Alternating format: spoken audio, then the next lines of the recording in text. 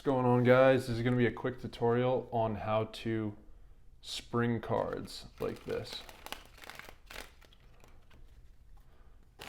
So what you're going to do is you're going to take your deck and pinch it between your thumb and your middle finger at the corners.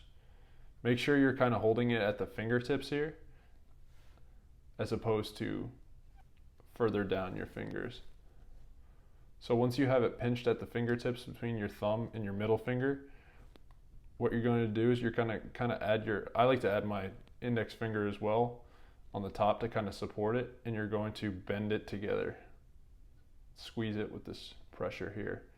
Then you're going to just slowly ease up on the pressure and kind of slide your thumb down the deck, and as you can see, they'll start to shoot out. So the key here is just, you kind of have to get the feel for it and just practice. At first you might shoot a whole bunch at the same time, but as you keep on working on it, your fingers will build up the strength and the muscle memory to be able to control that pressure and shoot out the cards one by one.